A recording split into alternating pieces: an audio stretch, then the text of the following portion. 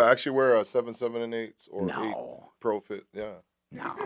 I can't do snapbacks, bro. Dude, don't talk about yourself like that. I got it, man. Sounds negative. Brain power? Is that what's going on there? Trying. Like the Great Gazoo. Oh, yeah. Hello, dum-dums. I love the Great Gazoo. See, all the millennials, they don't know who that is. I know. Like, it's like Megamind. Right. Young kids out there, it's like Megamind. It looks like Megamind. But where did he come from? Like, He'd come from the side. He's like he was on one shoulder and then the devil was on the other. But usually. Did they ever explain why he was in the cartoon? No. Someone was just tripping, probably. Yeah, because it's like the Flintstone eras. Hello, dum-dum. Every time he came in the picture, he said, "Hello, dum-dums." There's a lot of shit in cartoons that didn't make sense. Yeah. I know. I miss the old Bugs Bunny stuff too. Though, yeah. You know? That's like, there's no way Yosemite Sam could get away with it right now. No. Oh, God. That shit was, that was bad. I forgot about that. Yeah, dude. God, Seriously. that stuff was like racist and shit. Yeah. What about Frosty the Snowman? You know, like every time he came back to life, he said happy birthday randomly. It's kind of weird. That's right. It was his birthday, like, again.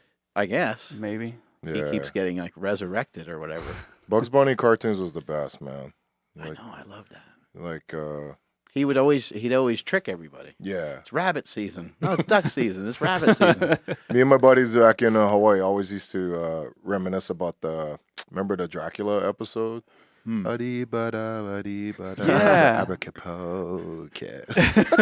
remember that. That's the one. He went to a hotel, right? Yeah. And then I'm a bat.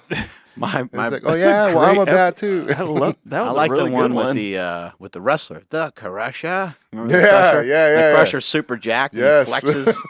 He's fucking huge. Oh my god. My brother-in-law lived with my wife and I for maybe almost like a year, and he would see me watching Bugs Bunny like all the time. Nice. He'd see me just laughing my ass off. He's like, I thought I was just like on. And I'm like, no, I love Bugs Bunny. No, Bugs Bunny was awesome, man. Tasmanian Devil, Yeah, Roadrunner. all of that stuff, dude. Like the Roadrunner would always win, no matter Looney what. But it Tunes. was funny as hell. SpongeBob's good. SpongeBob SquarePants. My kids love SpongeBob. I love SpongeBob too. I'm not gonna lie. Are you strict? Am I with strict? your kids when it comes to that kind of stuff, watching TV or movies? No, man, because Well, they're a little older now too, right? you know what's going on in school too. They probably have way. That's what I always figure. Yeah, like nah. Yeah, I always figure the kids are getting way worse information than just what's on TV. Right. I can't wait actually for the Teen Titans movie. Because I bust Oh, yeah. laugh at the Teen Titans all the time, and that movie's coming out like next month. So There's not any good movies out right at the moment. I mean, Deadpool 2 is out. There's a couple things out, but like I've watched everything. What about Jurassic World? That looks bad. Yeah. I heard. That doesn't look good. I haven't seen anything. I just know it's I heard it. My friend actually told me this yesterday. If you just want to see like a lot of like dinosaur violence, then yeah. That's the movie? Yeah. There's a movie that's coming out soon. I went to see Mr. Rogers with my son. Oh, nice. And it was like a Mr. Rogers documentary. It's actually cool, but just like all documentaries, it gets a little long-winded. Okay. But there was a preview for a movie about triplets. Okay. And these triplets did not know that they had a sibling. And then one sibling found another sibling, and they found out they were twins. And then one sibling found another sibling, and they found out they were triplets. Oh, and then it became this huge, like, nationwide thing. And then they have spent, like, I guess the majority of their life trying to figure out why they were split up. And there's some sort of cover-up and weird shit going on. And you know, it's a movie trailer, so it's like kind of leaves you, like, wondering. You're like, what's happening? What are some of your favorite movies? See anything good lately? Hard to kind of see movies lately just with the schedule, but I think the last movie, oh man, what did I see? I can't even remember, dude. That's how busy my damn schedule is. What is your schedule? What you doing? What you do for work? I'm a fitness trainer at Vulcan Incorporated. Fitness? Yeah, I try to be about the fitness pizza in my mouth. Yeah, I was going to say, you don't seem very fit. You barely fit into the building. Yeah, actually, Jessica was actually making rude comments about the size of your head. She's like, "How does he fit that thing into that T-shirt?" I was like, "I don't know, man." It's a good thing it's a blend that it could slide through. I was like, "He's a nice guy. I don't bagging on him like that. I don't get it." I'm kidding. I was the one talking shit. Yeah, I'm a trainer at Vulcan Incorporated. It's owned by Paul Allen, co-founded Microsoft with Bill Gates. Owns the Seahawks and the Portland Trailblazers. I've been there since 2000. Owns a couple sports franchises. Bit. Yeah. Let's say he's doing well. What's the name of the gym? It's actually just a corporate gym for the employees only. Oh. So it's not open to the public, So it's a small gym. How'd that come to be? They built it so that, their employees could work out and, hopefully not be caught up with staying behind the desk, drinking like 10 cups of coffee and stuff, We got a locker room and, towel service. But, the idea is just hopefully that they understand how important it is to, take care of your health, because fitness, it's about feeling better physically, mentally, and spiritually, right? We grind. We always grind. But we still got to make sure we take time for ourselves to take care of us, because if not, it's like... You bring up a really good point. How long you been lifting for? I've been lifting since 92. Yeah, you've been lifting for a long ass time. You put in a lot of hours. Yeah. So, the motivation and the rah-rah stuff of you getting to the gym, that's not a factor. No. You're going to be in the gym. Yeah. What's a factor is, how do you do some things that are a little bit different to clear your mind and to be strong in other areas. Sure. And to be able to continually be stronger on the platform as well, because that's going to take you doing some different shit that maybe you didn't do when you were 20 years old. Yeah. It's like my work and my hobby is two different things, but it still is connected with health and, fitness no matter what. So my job is to show people that, hey, you can still get some type of a workout in, even if it was like 20 minutes, just to get the heart rate going, just to do like a circuit. Let's do like, a set of 15 of this, a lat pull, a press, a plank, repeat, whatever. But a lot of people think that we don't have time to work out in a half hour. There's time. You got to just apply it. You got to not waste time and just have a plan, put it into action, and adhering to that kind of a program is the hardest part, in my opinion. If you don't do it and have the discipline to do it, whether it's early a.m. or midday during lunch or after work, it's really hard to adhere to the program. So if you do it and it just becomes a habit, I really believe that you end up finding it easier to stick to the program and making time for yourself. You know what I mean? That's where a schedule can really come into play. Someone might be like, I work out in the morning, and then sometimes I work out at night, and you can do that, but it can get to be like wishy-washy. And for somebody that really has a hard time, quote unquote, making the time, they're better off waking up an hour earlier, and getting that shit done. And they got the first part of their day front loaded. Or if they're not a morning person, then maybe they do it at night. But you schedule it in. And it comes at the same time all the time, so you know what's coming. You know what you're doing. I think I always try to point this out, too, because in the corporate world sometimes, like how we always are on our Outlook and plugging in events, okay, I got this meeting or I got this project due. We do that with no problem, right? But a majority of people don't fit that in for their own personal workout and health. So think of how easy it is to set something on your calendar for work or whatever. Why not have that same approach to your own life as well? You know what I mean? And it's a difficult thing to do because, I'm sure you run into friends all the time as you're going from one thing to the next. Hey, man, let's grab some lunch together. We need to get together and get some coffee. And then it never happens. Yeah. Because we have a tendency, the only things that we really truly schedule and write down are things that are for money. Yeah. That actually doesn't really make any sense because it doesn't really expand you as a human being. Money is like just a weird thing of you just need it because you need it because it's the way the world's set up. Yeah, for sure. So I just try my best to,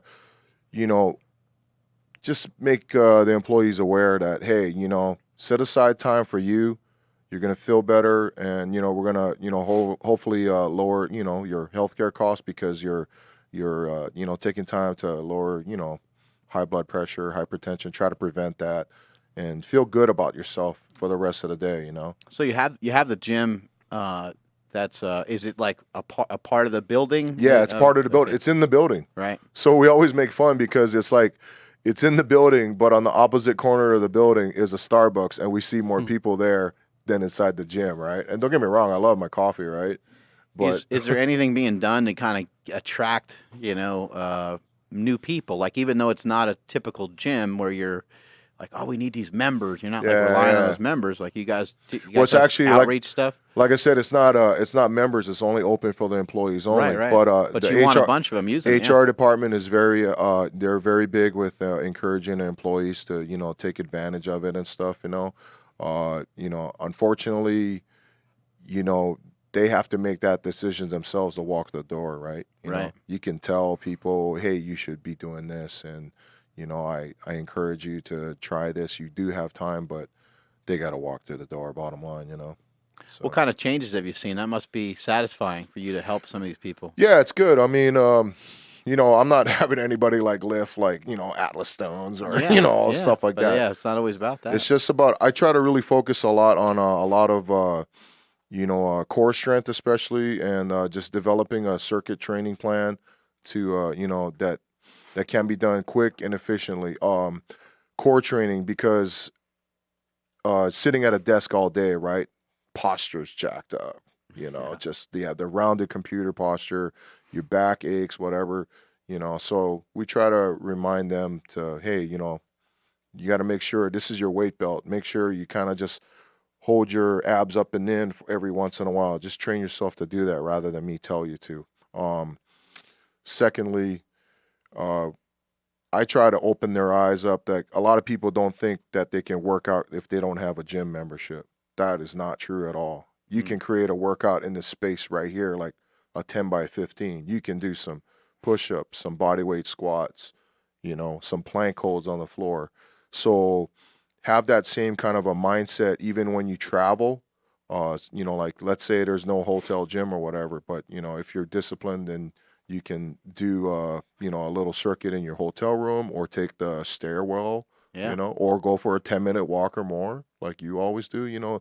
There should be no excuse to not that damn stairwell make time. That shit's hard. Yeah, it's hard, especially inside. There's no air in the summer. Sucks, man.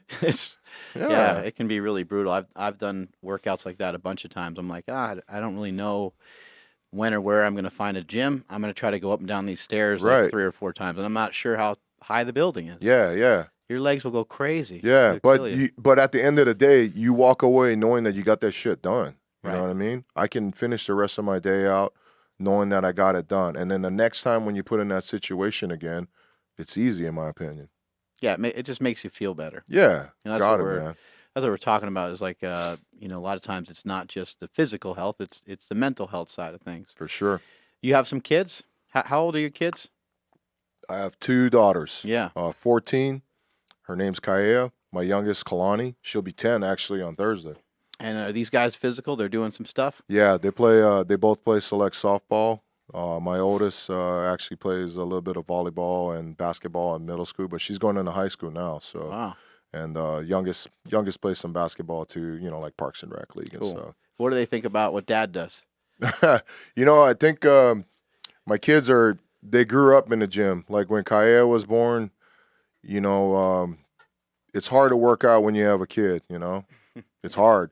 So like in the garage, I just set up like a temporary like platform with plywood and some muscle mat. I had some. And then bumper you have plates. them like in that little saucer thing with the wheels on. Yeah. They're like jumping up and down. Yeah, exactly. Or like they're in the car seat, or in the crib, like little portable crib, sleeping in the living room. And I went in the garage. My chiropractor, he gave me this old like squat rack with a pulley system and some weights, so I could still do like some squats in my garage and all that stuff. Bought a bench, and they grew up around weights all the time. So like weights dropping from deadlifts or power cleans doesn't faze them. Yeah, and I think that's awesome. They're not scared of it. Yeah, because there's a lot of kids that kind of like they get like skittish when clanging weights are around, and I don't. I think you should expose your kids at a young age to that, so it just becomes part of their lifestyle too. Your daughter's 14. I bet she probably runs into some other kids who are now kind of starting to talk about lifting and fitness. Yeah. My friend does this or my friend does that.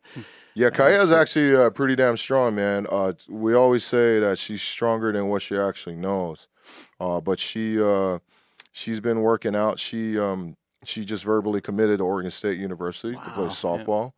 So that's great. Yeah, super proud of her. You mean to go to school? To go to college, yeah. Yeah, not to play softball. Right? That's what you meant to say, Dad. That's true, yeah.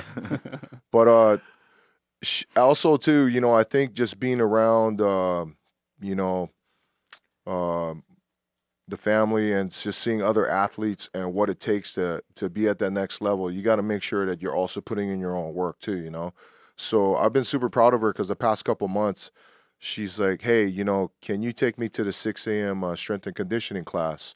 We have my friend Aaron White owns Northwest Athletics like 3 miles from our house. And, can you take me? And I know it's going to be hard because I got to be at school at 8 a.m. I'm like, babe, you want to go? Yeah, I'll wake up at 5:15 to take you to the, to the class, And she is learning good techniques as far as like squatting, deadlifting, some overhead press and power cleans. But it makes me proud to see that she's aware of what I have to do, because when she gets to that next level in college, that's going to be an everyday occurrence. You got to go wake up at 5:30 a.m. strength and conditioning, and then you got to go eat breakfast, and then you have a couple classes coming up at college, and then maybe afternoon practice, and then don't forget you got to study for homework. So we said that she's 14, right? Yes. There's a lot more high school to go. Why'd she sign something with a college already? How's that work? So the rule. What the hell's going on around here? Yeah, the rule had just changed now. So now it's after. Is she the LeBron James of softball? No, Is that what we're man, talking about? She just verbally committed just before the recent rule change. But she has been working really hard. I'm very proud of her, and she had been thinking about this, for quite some time. And Oregon State was very awesome, because they're like, hey, we just want you to know that we like you, and but enjoy this process. And if you end up being able to play for us, we'll be happy. And if you don't, we're still a big fan unless you play us and stuff, Right. But my wife and I are, we have these talks with her, and we just are straight up, like, hey, you decide if this is the place that you want to go. Does also the school provide what you're looking to do for after college? Like, what do you want to do with the rest of your life and stuff? And she likes the coaches. She loves the campus, and she made that decision on her own. Also, with talking to us too, but it was on her own. Like 8th grade, 9th grade? She's going to be a 9th grader now. That's crazy to sign it so early. Yeah. She's special, man. Kaya's special. 10 years old, she hit her first home run. Ooh. And you knew that she was special kid. Has it been emotional for you watching, like, because, it can be really hard. You sit in the stands and, I mean, the kid's doing good or bad. It's not, that's not really what I'm talking about, but, like, it's just hard to kind of, like, just keep your mouth shut. And, you want to be excited for your kid, but you don't want your kid to interpret the wrong way. You don't want other parents to think you're a maniac. No, I think Kaya is so level-headed that she knows we're there, And I'm cheering her as a fan, and because I love her and stuff. But I'm not trying to be the pageant mom, or whatever. I'm not that guy. I'm very supportive of our kids, and I picture you like going, "Fuck yeah, fuck yeah, in your face," and you run over to the other side. No dinner. You run over to the other team, and you're yelling at them. Another home run! Look at that scoreboard! No, man, but do a cartwheel and run back. I see parents like that, unfortunately, Yeah. But no, man, we love our kids, and I'm happy for them, and I just hope that we also lead by example as well. Right? That you gotta work hard for it. Bottom line, nobody else is going to put in the work for you except yourself. Are other people in the family real competitive? Because you have a competitive fire that's a little different. It's on a different level than what you see from most people. Yeah, a little bit. I mean, but I never played sports when I was a kid growing up in Hawaii. I grew up on a farm, So I just unfortunately didn't have time to do that. What'd you have on the farm? Macadamia nuts? No, man. Hey, did you know? Here's your fact of the day: that if you have a macadamia nut orchard, it takes 10 years for a tree to actually flower and produce nuts. God. Damn. So you got a 10-year investment if you're going to get into that. It's like an FYI. avocado. Sounds like working out. Right. It's like avocado trees. I think it's the same thing. Yeah. Yeah. Is avocado 10 years? That's Really? something crazy. Maybe that's like why that yeah. shit's expensive. Oh Yeah. man, dang. It's like I we had to didn't wait realize- 10 years for this shit, and you're just picking it up at the store on your leisure. I wish you had avocado trees up in Washington like you guys got them down here. Don't get me wrong, man. So, but We can kick that AC in the high gear over there. I don't know. yeah, my sometimes fat shuts burners down. are kicking in here, as you can see. Jess, stop laughing. But It's on yeah, a fat burning stack. Leave them alone, okay? It's a sensitive topic. I never played sports. I did a little judo a little bit, but it was, we just had my parents had a tea leaf farm. It's like a broad shaped leaf that in Hawaii that they use for floral decorations. You can wrap food and steam it and stuff like that, So me lifting now is kind of like my kind of playing sports when I was young, I guess, So When you were a kid, did you have to work the farm? Was that kind of part of the family deal? Yeah, we had to work the farm. It was us, So I was naturally like country strong, but I never really touched weights. I touched weights like sophomore year of high school because I had a weight training class, but I never really seriously got into it till like 92. I was just country strong. Yeah. Well, Jay Cutler had a similar story. He grew up on a farm. He was in a concrete business for a long time, a family concrete business. And he said he just, that's all he knew as a kid. It was work. And then when he decided to lift, he already liked lifting. He already knew about it. And when he went into it, he was just way stronger than his friends because he had a base. he had a huge base. I mean, think of how many times you got to move a wheelbarrow full of concrete, back and forth, and that's hard work, man. Yeah, wax on, wax off. Yeah, it's all that training. My dad worked as a roofer when he was a kid. He said, and they had to that's real work. Yeah, they had to schlep the roofing paper up the ladder onto the roof. Nowadays, they just got that conveyor belt truck in Hawaii. Yeah, and then it's hot as hell, right? And then. Now you see these trucks now, they just got that conveyor belt thing that just shoots the paper up to the roof to the workers now, So it's hard work, man. The world ain't half bad nowadays for most people. Yeah. I mean, there are people that still have to do those jobs, and I admire that they're able to do that, but a lot of us aren't doing that. Right. And a lot of us are still bitching and complaining. You look at people, you're like, your job ain't half bad, man. Like you're not fucking laying bricks, and you're not roofing and not some of these other things. I remember before I moved up to the mainland, and when the Persian Gulf War started, economy just went down on the big just in Hawaii in general, but in Hilo, Hawaii, like I had to go get a second job, and I was washing dishes at a Japanese restaurant, Nihon restaurant in Hilo. And I made $4.75 an hour washing freaking dishes, dude. Yeah. Dude, and like you guys ever worked like washing dishes? Like you had put a whole bunch of Dawn liquid in this big bin, and you're washing dishes for like say a 4-hour shift, right? But that detergent just like dried up your hand like crazy because you're just washing, but for less than $5 an hour, man. Yeah, I worked in like a bar/restaurant for a long time, and that was kind of part of the gig was to wash dishes too. And the annoying part is that this is kind of like a nicer dining area. So I had to like wash the dishes before they like went into the dishwasher, but they had to be spotless before they went into the dishwasher. Yeah, to like spray them off, right? Like cafeteria style. Yeah. And I'm like, man, I thought they looked good enough to get washed, but apparently not. Yeah, it's crazy, but that kind of stuff like.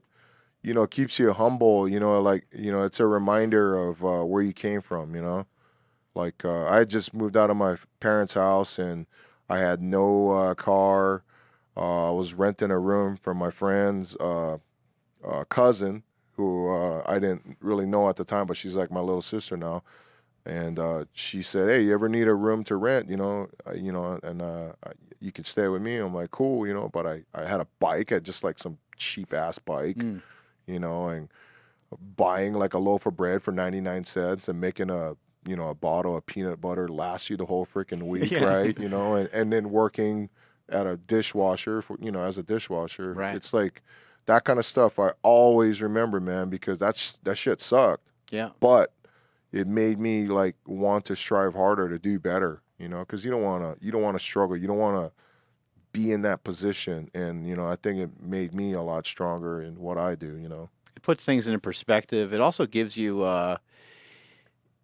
some energy, you know, on those days when you need to kind of dig deep. Yeah. It's easy to dig deep when For you sure. got some bullshit inside Yeah. that you can rely on. And you're like, man, I'm going to unleash this shit right here. Hell yeah, man. You know, it's like I'm grateful for everything that I've been, you know, having, but I remember where I came from, you know what I'm saying? Like stuff like that. You got to remember where you came from, you know.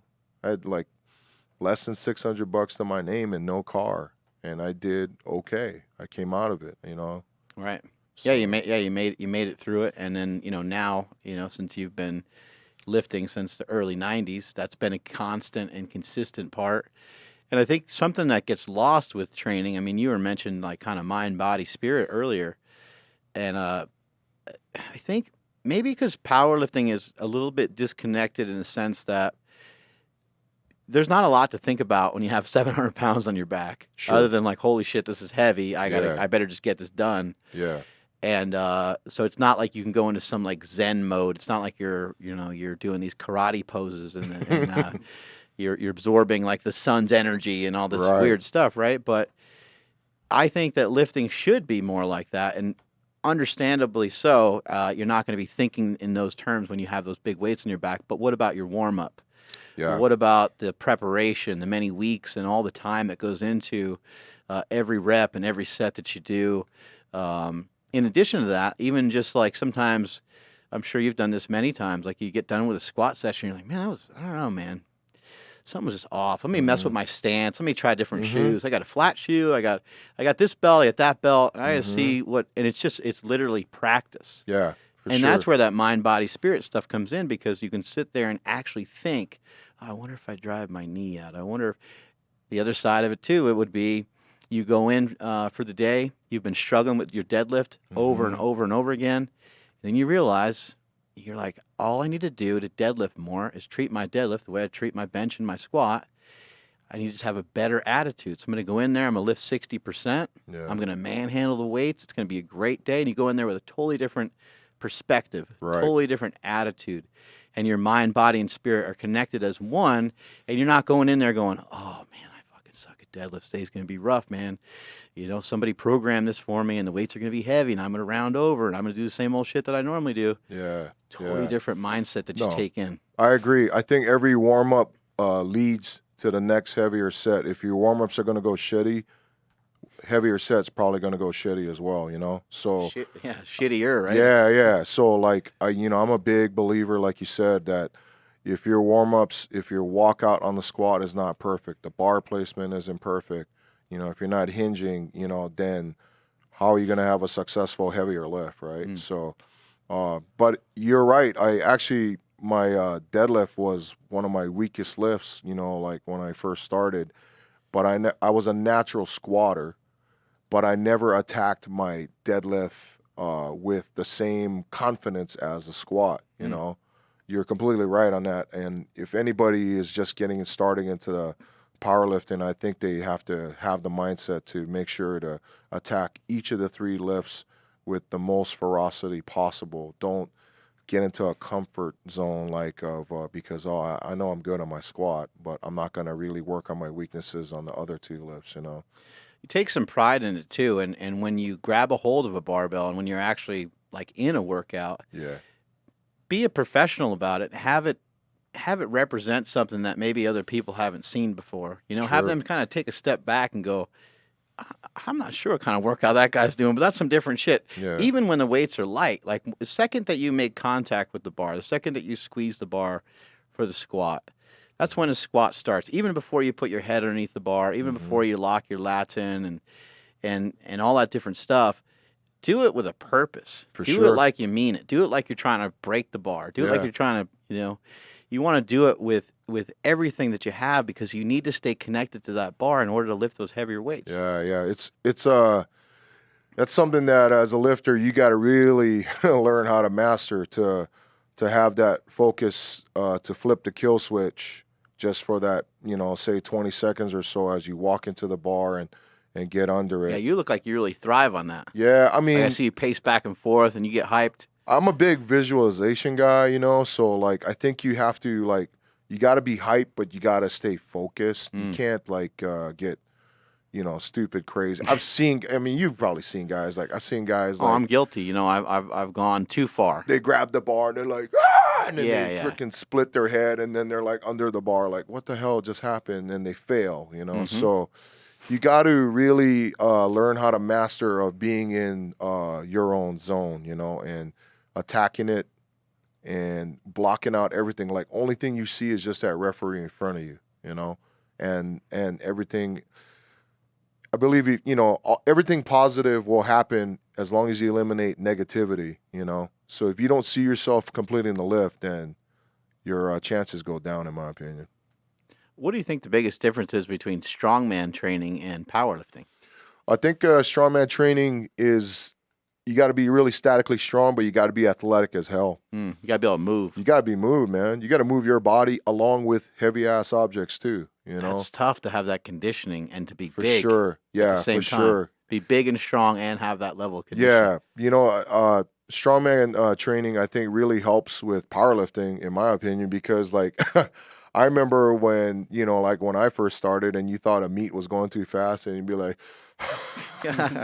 oh, we gotta slow this down and stuff, you know. And if you go to a meet now and you get done in like 3.5 hours, like, oh, that's awesome, you know, that's good for me, you know. But I think there's still a lot of people that are like, what the hell? This is going way too fast. I'm like, dude, like, you guys got to get in a little bit better shape, you know? Yeah. You know what I mean? I've actually talked about that before as a means of, just making sure that some of the athletes don't get too out of shape, making sure some of the athletes, different guys are going to be able to do it different ways. Different guys are going to have different body types and different look and everything. But, I was just thinking, like, what if, we've seen some miraculous totals done in like a minute. And that's really fascinating. I think that might be a little too reckless. That might be a little too over the top. But you just think about it. What if it was like there's really no one that can challenge Ray Williams, but just imagine it's Ray Williams, Blaine Sumner, and like 3 other people in a flight. And it's one guy after another. Now they got to strategically pick their weights. It's still about who's the strongest, but maybe they can't go to that real top level. Or maybe you kind of round robin it the way they do in strongman, where, hey, the bar starts at 850 pounds, and we're going to see each guy perform 850 pounds. Yeah. If Grant makes 850 and I miss it, it's very clear that Grant's stronger than I am. It's very clear to the crowd on what's happening. And they just saw it. And then when guys start dropping out too, then the rest time is minimized too, you know. So that then you really got to dig in and get a heavier weight, you know. And over time, if you were to develop something like that over time, maybe guys would be like, you know what, man, I need to drop some LBs, and maybe like you would lose some of that real top end strength of it. But I just think as like a pro event or something, I think something like that could be really sick. You get people really involved. For sure. Strongman's been great to keep into my training and stuff. I haven't been able to do too many competitions lately just to schedules, but I love adding it into my training no matter what, because I think it's a big fitness component as well as being kind of statically strong.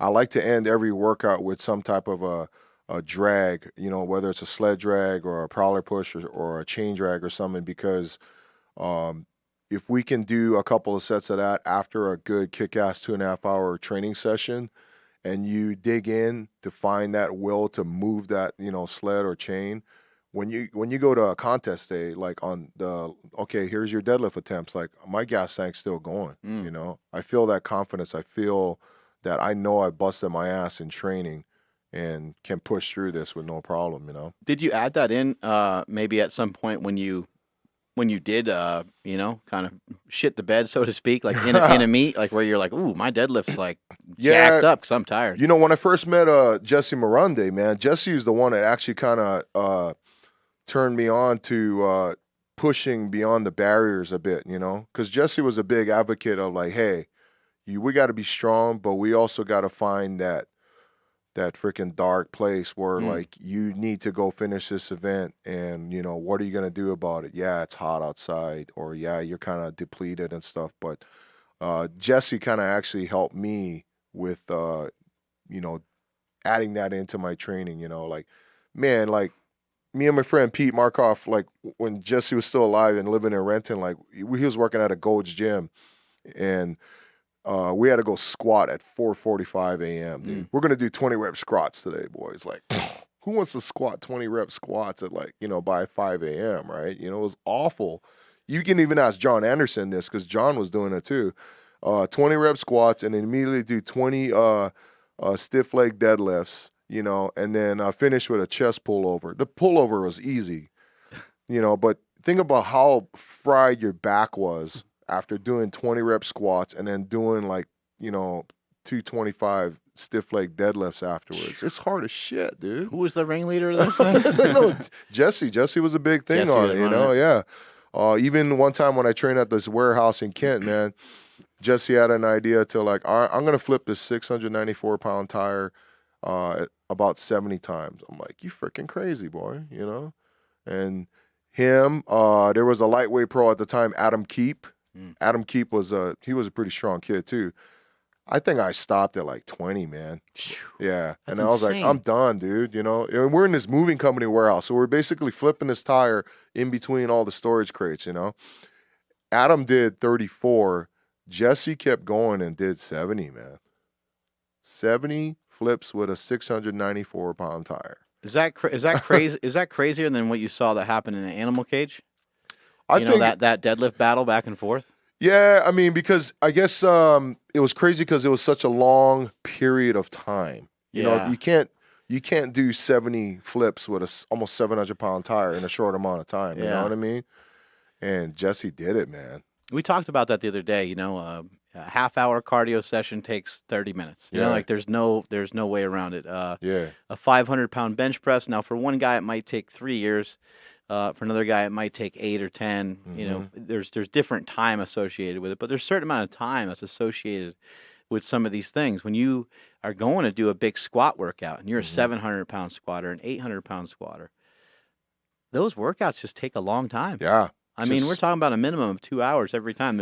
For sure. There's not anything you can really do about it. There are, again, like obviously there's anomalies. There's people that get there faster, but we've talked about it many times in this podcast. I have like a 10-year rule, you know, that you're not, and you mentioned the macadamia nuts.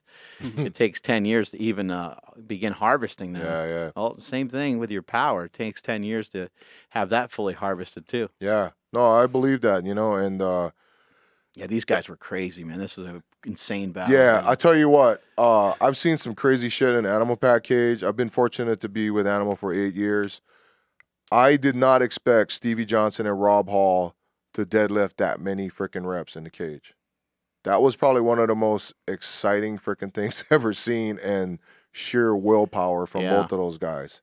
Stuff like that, I think, is you know, unfortunately, you know, both guys were pretty you know, jacked up from it, and luckily nobody got hurt or anything more serious happened. But what a cool thing for the sport.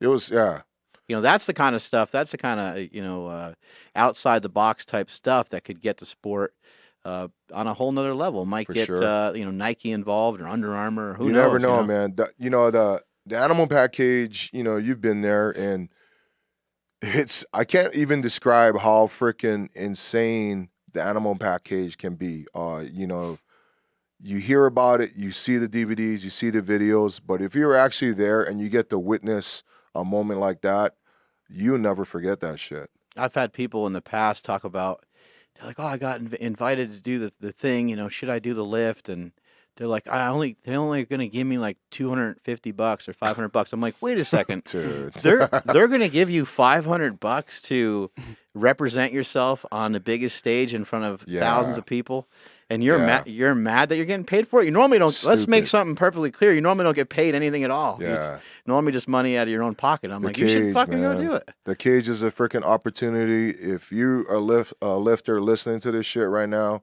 and you get invited to the cage, I swear, don't turn that shit down. Because how about getting Smokey in there and have him miss a 405 bench in front of everybody? What do you think? Oh, you could do I'll spot you on the bench your body weight for reps, Smoke. Like, he only weighs 225 pounds. Let's get behind him. And he just goes out there and blows it out, misses it. Yeah, you know, I tell everybody this, like, when I lift in the cage, you got to pick something that is kind of like nuts. Like, there's no fucking way. You know what I mean? But you also have to have maybe close to 70% success rate where you think you can get it, but not a high percentage, you know, because if you do something epic in the animal pack cage, people will remember that shit for years to come. Yeah. They remember it. Like, I get numerous people that I'll run into wherever I travel and like, dude, when you did that 500 pound for reps or all that stuff, they talk about it. Like, I'll watch that video before every workout, you know, and it has a crazy trickle effect in years to come. Yeah, I didn't know what to expect. I was in there this year when when Casey Mitchell deadlifted. Yes. I don't even remember how much it was, but I just remember, I haven't felt like that kind of electricity, like just in one little tight space like that. It was sick. And then last year Casey missed that weight, so you know, it was like huge for him. It was huge for him. You know how it is, like when you miss a big lift and it, you know, it just pisses you off. It dwells on you. So you know, Casey was coming in, you know, this year to like make amends. You know, no, it was great. And he freaking killed it, man. Yeah. And then you know, Steve Johnson, Forsaken Warrior, was there like hyping him up too. It was like I'm getting chills thinking about it. It was the sickest thing ever. That's the kind of stuff that you can't explain. You can tell people, but you need to go experience an Arnold Classic weekend and go see stuff like that. Go to the cage and stuff, because man, it's crazy, man. But you know, these lifts that we try to do on our exhibitions, it's got to be freaking epic, man. Gnarled his hand is. Yeah. You think about like things that have made sports over the years. It's always some triumphant thing of somebody overcoming something. Yeah. You look at the Olympics, it's always a good example. They always have some crazy backstory about the person's dad died and then this happened to that, you know, and then they go on and they succeed. Or, you know, you got those epic photos and videos of Michael Jordan making the shot over the Utah Jazz, and he, you know, illegally shoves the guy out of the way. Big time. nails the basket. And you got there's a lot of things like that. Or Tom Brady, you know, coming back in the Super Bowl. Yeah. You know, there's so many moments like that. For the young kids listening to this, go on YouTube and type in Hagler and Hearns, and you know, you'll see one of the most epic boxing matches. But it's just whether you like boxing or don't like boxing, it's just a battle of will. For sure. And that's what I think we admire most when we see some sports like this, and what these guys did in the animal cage. Yeah, willpower is a big thing that shows in animal pack cage every year, man, because whether it's reps, I mean, I seriously, you know, I was right next to Rob Hall, you know, just helping him. And, you know, I met Steve for the first time last December at a deadlift charity for reps in Portland, Oregon and stuff, you know. So, you know, he's a super nice guy too. But I was there for both of those guys, but I seriously did not fathom over 60 reps going to be pulled with 600 pounds. Like, I was thinking 30, maybe, you know. And then Steve was pulling. Did you guys see the close-up on the bar? There was, like, flesh and blood on that freaking bar, like chalk dust caked up. And he was still pulling that shit. It was insane, dude. Yeah, like, absolutely wild. Oh, man. For people to put in that kind of effort. It was crazy, man. Now, you compete in the USAPL. Yeah. But you're also a professional strongman athlete? Yeah, I got a Pro Strongman in 2001. I used to compete in the old IPF Nationals, you know, back in the day and stuff. Those are good times, you know, competed with Jesse Morunde too, you know. That's really rare to acquire that kind of strength. Yeah. And be a drug-tested athlete. I mean, how are you able, like, I don't know I can't think of anybody else off the top of my head that has. Yeah. No, I mean, I've always been lifetime drug-free, you know. Like, I started out powerlifting, and I just, you know, I've always been that way. And then in 98, when I was living in Oregon, the Hawaii team came up to Portland, Oregon for the USPF Bench Press Nationals at the time. And Old Haugen brought, you know, a whole bunch of Hawaiians up there and stuff, you know. So my wife and I went up there to go just support the Hawaiian guys. And Old was telling me, hey, you know, I got this strongman contest I'm putting on in Honolulu. You know, if you want to come over, like, I'll waive your entry fee. I'm like, oh, all right, cool, you know. So, you know, my wife put together a little, fundraiser at a golf course, and we paid for our round trips and got over there. And I just thought it was just like some local strongman contest. And then Magnus Vermagnuson is there. Oh, shit. And Mark Philippi is there. And I'm like, dude, this is like guys I'm seeing on ESPN, from Prim, Nevada, the world's strongest man, like, what the hell, dude? Like, and that was my first strongman contest, Beauty and the Beast World Strongman Challenge at Kodak Hula Theater. And I thought I was a strong 242 powerlifter. I was not, man. Farmer's Walk was 220 oxygen cylinders, and I barely got 18 feet, I think. Wow. 220. Think of like what they do nowadays, for farmers. So it kind of intrigued me, and I got into it and been doing this, since I, like I said, I haven't been able to compete lately, but I still enjoy it. But I've always, I don't know, I just always been a guy that just tries to do my best. And, I've been lifetime drug free, and, if I can do what I can do and be strong as possible, then that's all I can do, It's amazing you were intrigued by like doing poorly. You're like, I got to find out more about this. Like, why do why do I suck so bad? Yeah, it's very humbling, but I thought it was super unorthodox. Like, whoa, this is like some crazy shit, You thought you were strong. You found an avenue of strength where you're actually kind of weak. Yeah, right? And the one cool thing about strongman is that it's so visually entertaining. Like when you see this dude pulling this semi truck, that's like not normal, right? Like no, I usually call AAA or Les Schwab, right? Like here's this dude pulling this truck or this flipping this airplane. Yeah, airplane, giant tires and stuff, So, but I just, I got friends that are not drug free, but I still love them. We're all adults and we make our own choices. You love them, but they're going to hell.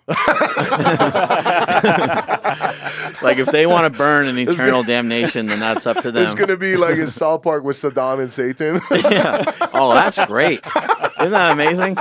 You just want to fuck me in the ass.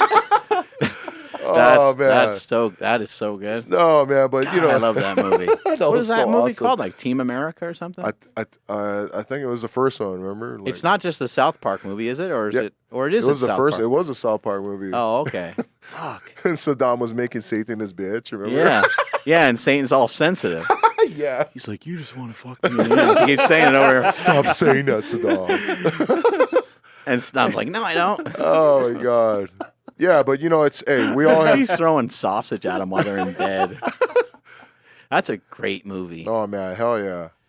Yeah, we got choices, man. But this is my choice, my lifestyle, and I do what I can. If I beat anyone who is on the other side of the fence, then it's a moral victory for me. But I'm not like throwing it in their face or anything. You know what I'm saying? Yeah, it's your choice. Yeah, it's just me, and that's their choice too. So. Has the training been any different? Like when you were coming up and you were learning, was there ever a moment of like you tried something and you're like, it didn't really work, maybe because you weren't enhanced and maybe some other people around you were? Yeah, I mean, I never, I guess, really... like not using it as an excuse, but like legitimately, this other guy's got an edge, right? For sure, yeah. I guess I never really dwelled on that too much because I just accepted like, this is the route I'm going to go, I'd imagine like recovery is, completely different and stuff like that. But I just, I never dwelled on it, man. I just, You just thought right past it. It's just, you got to just boil down to hard work and do the best you freaking can 110%, Those workouts that you're talking about, like flipping a tire 9 million times and stuff, is that where John Anderson got some of his craziness from? John Anderson always had a screw loose. No, man. So John, when I was living in Washington, and then I put on a strongman show. Nobody farts mid-sentence, dude, like John Anderson does. Can freaking crazy, dude. Oh my God, yeah. He just makes all these weird noises. He was telling me this like emotional story about like his daughter. Yeah. And he's like, yeah, man. He's like, I am just so proud of her. You gotta talk to him in the John Anderson voice. You gotta, yeah. He's like, I'm just, Mark, I'm just really, really proud of her, and she's doing such a great job in school. And I told her the other day, I'm like, baby, I am so.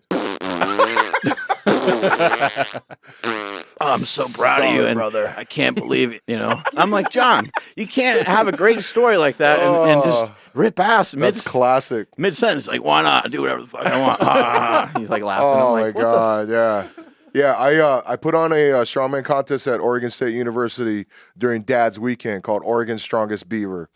And I get So no, because that's the mascot of the Oregon State, is the bees, right? I understand. But it's funny as hell. Like, all right, cool. So I get a call from this guy from Novato, California. He's like, hey, this is my name is John Anderson, and I'm like trying to, I'm thinking of doing your show and stuff. I'm like, I just been doing like bodybuilding, and I was like, cool, bro, Dude, John took second at that show to Jesse Miranda. Oh my God. Yeah, in his first show ever and stuff, But if you ever talk to John again, ask him about the truck pull. I was working for a moving company, Atlas Van Lines, and my boss let us use their 53-foot trailer, and John was pulling it, and he never did any kind of cardio like that as a bodybuilder, and his legs just blew up like crazy. He was dying, right? Yeah.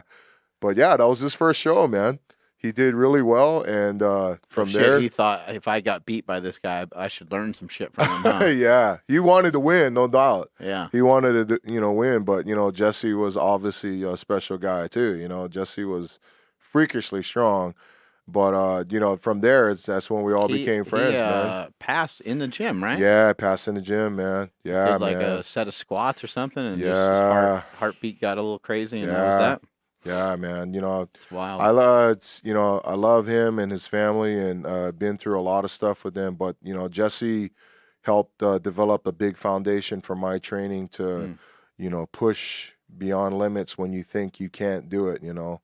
He was inspirational to a lot of people. I remember there's more and more people getting into strongman, and he was a big reason for it. Yeah, you know what?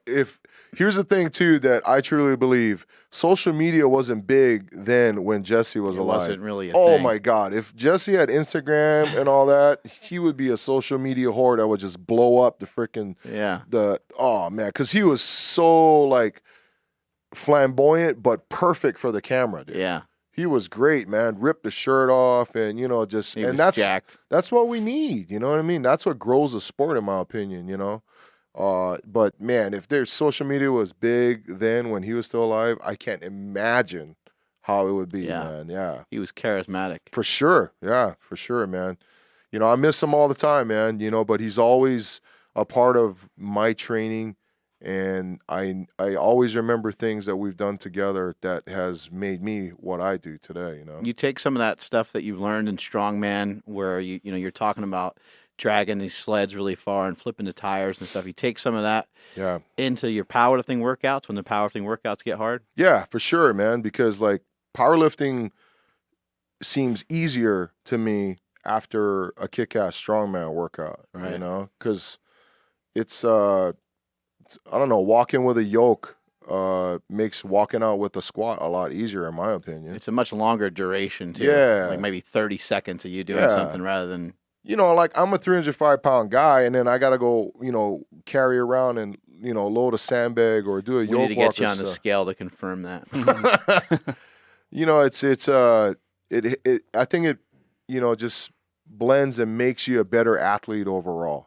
I know I ain't got no six-pack. I know I post in all these IG food pics and all that stuff of that, but I know I could run a mile. It might not be fast, but I'll run the mile. I got the gym record at Kent CrossFit for holding a plank for like 5 minutes, 38 seconds. Damn. And I'm like 305, I think we need to get that mile run on camera, I think. But you know what I'm saying? Like, I'm a big believer about being, like, fit, and we don't, like, a lot of people think that, oh God, you're fat or whatever and stuff like that. Like, whatever, it's just like white noise. You know what I'm saying? Like, I just do my thing. I know I'm strong, and I know I'm pretty fit, but you just gotta like put white noise like that aside, in my opinion. Everybody's got their opinion. Been a strength athlete for a long time. You probably still have a lot of goals, right? Yeah, for sure. I have a goal to hopefully total 2,000 raw. And as a master, like I'll be 48 in December. Oh shit! But I feel like the strongest now at this age compared to when I first started, or even when I thought I was the strongest. And when I was younger, like it was a growing process, obviously. And I remember like just trying routines out of Powerlifting USA. This is a funny story. Like, you remember Sylvester Anderson? I don't remember him. He was a black guy, powerlifter. But, like in the old Powerlifting USA magazines, they had like a workout of the month article, right? Mm-hmm. So I remember I did the Sylvester Anderson deadlift workout. And what he did was he would deadlift with 35-pound plates. Right, yeah, you get extra range of motion. Yeah. So, like, I remember going to the gym and, like, trying to scrounge all the 35-pound plates, Yeah. When nowadays all you could do is just pull from a deficit, but you don't think of that then, But it's like, no, this is what's in the magazine, right? So I'm going to go do it this way because Sylvester Anderson did it. Just stood on a 45-pound plate and had the same result. Yeah, because, like, loading 35s, like, you're not even getting that heavy because it's just stretching out on the bar, you know what I'm saying? But, nowadays, everything's like, you can get an online program online. You can get an online coach, when I started, it was just basically, maybe finding someone who was into the sport or learning from a magazine that you had to wait every month, So it's changed. But I think I've come to a point where I've, tried a few different things and I end up finding what has worked best for me. And I like nowadays to work out just like 3 days a week, it's busy, time's busy for me. I can't do 4 days a week. I could, but it would be a little tougher. I'd rather get it done in 3. Each workout 2 or 3 hours or something like that. Yeah. Monday especially is almost like 3 hours, including like, warming up and rolling out and stuff, but I try to do like little mini, powerlifting contests, every day though, Anthony Harris. What do you mean by that? It's kind of like, so you're doing some type of a squat movement and a pressing movement and then some type of deadlift or like say a good morning. So on all 3 days? Yeah. But I'll do like 3 different types of squats during the day. Like, like today I'll do some front squats before we deadlift. And then it could be a box squat another day or just a regular, bar squat and stuff, I squat 3 days a week pretty much is what I do. And some sort of press three times Correct. a week and some sort of pull 3 times a week. Yeah. Whether it's, like an actual deadlift or, some block pulls. It's a unique program. Just something you discovered for yourself? Yeah, Anthony Harris helped me out with that, and then Tony's like one of my best friends and also, somebody I look up to in the powerlifting world, like, when I was living in Hawaii, Hawaii was just when I got into powerlifting, Hawaii was a big bench press state. All the benchers, right? Everybody's benching. Anthony Clark. Yeah, Anthony Clark. Right. Well, he's from originally from Houston, Texas, but he lifted at the Budweiser World Record breakers. Was he Hawaiian? Filipino. He was Filipino. Oh, he's Filipino. Okay. But here comes this guy, 198-pound guy from Alabama that moved to Hawaii, and he freaking pulled like 7'11", 722. Like, whoa, what the hell, So, being a good friend with Anthony has really helped me, get better. He's a master lifter too, but he's so freaking strong, dude. That guy's a beast, man. And, so he helps me a lot with just setting up my program as well. And it kind of works out ideally for me to do 3 days a week. You mentioned, rolling out and warming up, how that takes time. Mm-hmm. Is that new for you?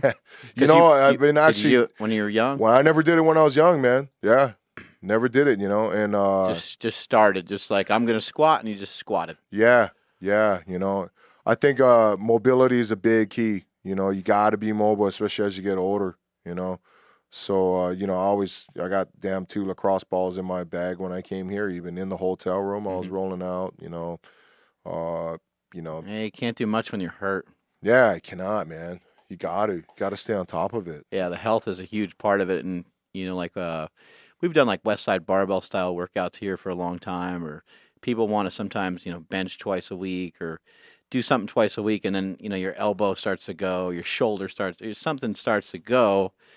And then it's like, man, once your health is compromised, even just in the slightest way, now you're putting in 80%. Yeah. Maybe the next week it's 70. Like you can't push as hard. You can't push as fast. For sure. Yeah. It just changes everything. And as as a master's lifter too, raw and, it just takes a little bit more time to recover after a hard workout, so, I got to make sure I'm on top of that along with my nutrition, I love to point out that Smokey looks like he's ready to go downhill skiing. He's in this giant puffy jacket. No, dude. And poor Grant over here. I'm like sweating because I'm from like Seattle, and I think it's like Maui in here. And he's got his flannel on. It's cold. The Californians. Go down the 101 to the 80. It feels good to me. Yeah, I had to throw on my sweater too. What's the biggest difference for you now in training? You've been doing it for a long time, and like the stimulus starts to change. Are you still as fired up? Are you still as excited about training today as you were when you were young? Yeah, I think I try to focus more on 2 major goals in the year. To get fired up. I always get fired up for the Animal Pack cage for sure, because that's got to be an epic lift. And then nationals, definitely get fired up for that. And I think I try to do like smaller, attainable contest goals, like say 3 a year to do. But I always will generally be working on. I can't sit still. What's nationals? National. Raw Nationals will be in Spokane, Washington this year. USAPL Raw Nationals in mid-October. So I'm getting ready for that because this is the first time that Nationals. I got a special announcement to make. Okay. Slingshot has spent over 6 figures getting all their stuff approved for USAPL IPF coming up in 2019. Nice. So people have been asking for it. People have been dying for it. People have been wanting it. And we're not afraid to shell out the dough to make sure that it happens. And so that's badass, man. We'll have to check and see when it finally gets approved. But we're trying to get every single thing that we have approved. That's badass, yeah, man. I'm excited for it. I'm excited for it because I think, it gives lifters more opportunities, gives us opportunities to sponsor and support more people. For sure. And, hopefully it helps a lot of lifters out there. Yeah. Oh, man. I mean, I think what you're doing for the lifting community is just super inspirational. I mean, I appreciate all that you guys do for me. And I know that I'm just dropping a bucket compared to everybody else around the world that loves Slingshot products. No, man, we're huge fans. No, I love seeing that, man. Your passion and everything. It shines through, and that's why I've been bugging you. That's why we've been trying to connect. I still got that text that you got it in my screenshot, man. Yeah, I still save it. It's on my phone. I see what people do, man, and when somebody. It's pretty cool, Mark. Yeah, when somebody's out there hustling, man, it means a lot to me. It means a lot to everybody in this building because it is fun. This is an opportunity for us to get better, and I'm not going to try to make it seem like it's something that it's not. But it is a daily grind. It's one thing to come here for super training for a day or two and hang out and kick it and hit up some deadlifts with some of our guys, and then bench with a few of our guys. But it's a totally different ball game. Yeah. To like be a lifter and to do it day in and day out. And so we seek inspiration from all kinds of people. And when I'm following along with some of your story and I'm seeing, you're popping in through Sacramento and you're coming to super train. You came to super training a couple times in the past, as you were touring the country with your daughter for softball. Yeah. I'm like, you know what, man, I love that. This guy's a dad. He's got his lift. He's passionate about his lifting. He's passionate about his daughter, and some of the same things that I'm trying to do. It looks like you're doing. Like I'll go whenever I travel anywhere. I'm like, oh, it'd be cool to hit a seminar. Yeah. Or it'd be cool to hit up that gym and meet some new people over there.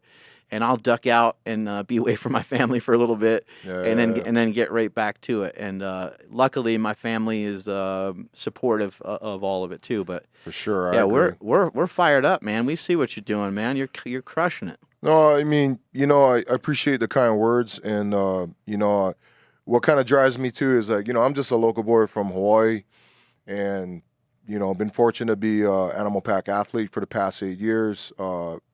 Been able to compete around the world, the U.S., being here at the podcast.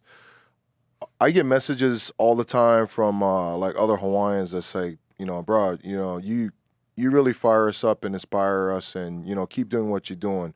And when you read stuff like that, you spend time in Hawaii, and so Hawaii's a small state, right? Got plenty of law there, right? But it's very small compared to, like, say, the national stage, So, and there's a very dark side to Hawaii that a lot of people don't know. There's some of the people there. Like when I was there last time, I remember I went to a CrossFit gym, and they kept talking about this group of guys they had coming in that worked out there. Yeah.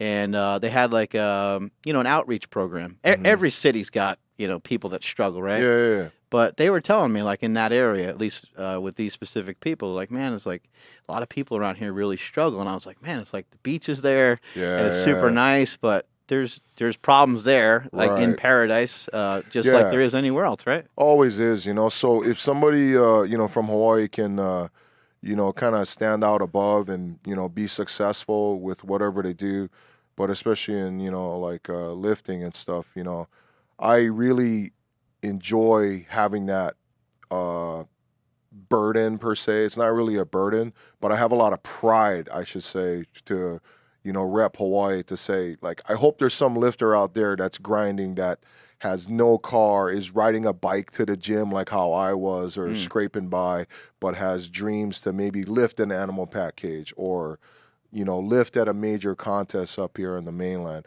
I want them to believe that they can freaking get to that level, as long as they still just work hard and follow through whatever their dreams is. You know what I mean? It's amazing of how much of an effect that has on your hometown, and I really that fires me up. That drives me a lot, man. I can't explain how, when I see a message like that, how that really gets me fired up. There's something really interesting about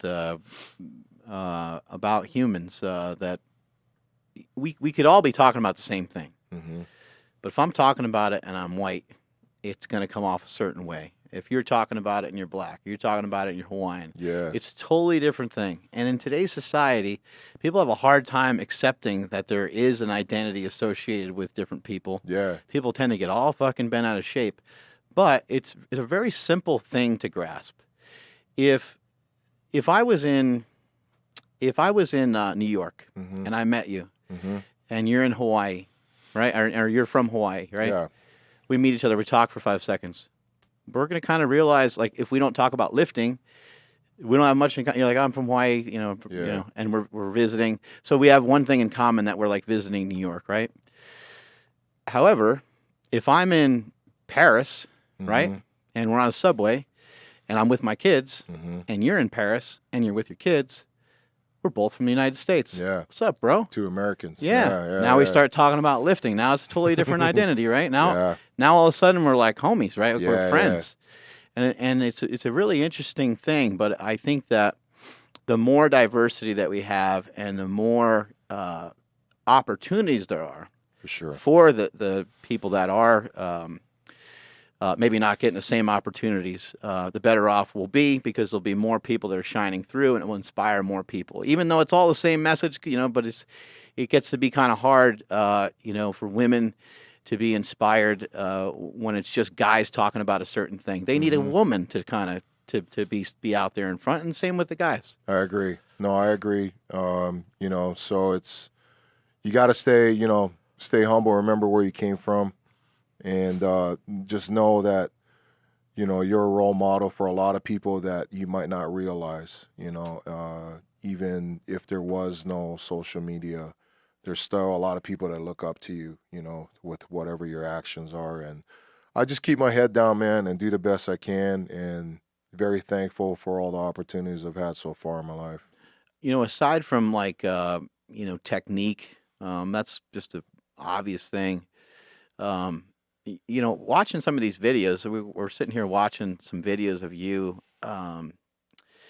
lifting, and it really just, when you break it down, it just looks like you really just train really hard. I know there's more to it than that. I know that there's some programming in there, and there's some things, but it looks like you're pushing and pushing and pushing, and it looks like you're about ready to die, about ready to sweating a lot in that barbell brigade video right there. yeah, you're about ready to pass out, and then you just dig deeper and do more. Is that kind of the Grant Higa style, is to really get to a breaking point and then see where you can kind of push? I think it's I don't,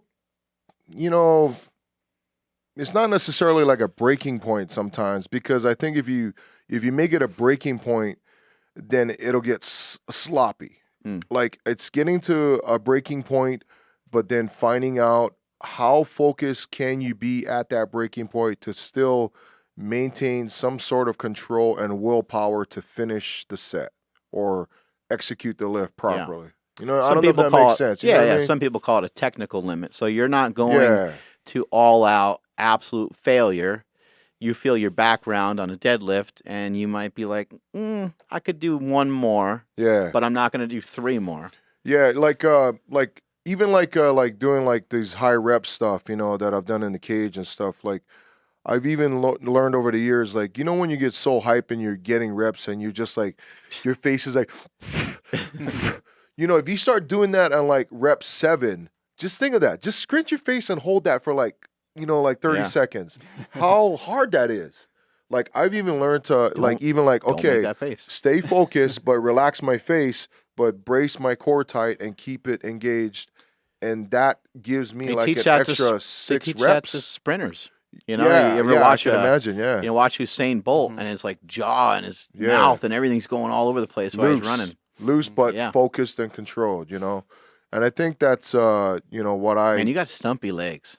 I know, I'm vertically challenged. I just saw that that video. I was like, man. I know, I'm 5'8". Chubby calves. Everybody, I always get asked this question, yo, man, what you do for your calves? Like, I wake up and live. Carry around 300 pounds and carry around 305 of my ass around. Anybody else in your family lift?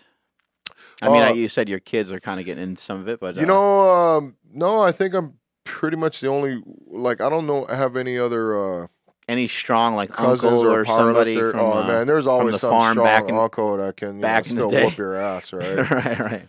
Yeah, but it's it's been a good ride, man. I mean, I still enjoy it. I want to do it as long as I can, and you know, it's fun. I really pride myself in trying to be a you know, strong, you know, person that's well conditioned. I hope, you know. You know, you're strong in what I think is a really cool way. You're strong in a lot of these strongman lifts as well as the power lifts, and it looks like you can kind of just go to any gym and party with anybody. Because if somebody was like, "Hey, man, we're going to do high rep set of squats today," you wouldn't have to tuck tail and run out of there and be and thinking of an excuse on why you couldn't work out, right? Could, seems like you could hang with a lot of people. I think so. You know, it's got to be fun.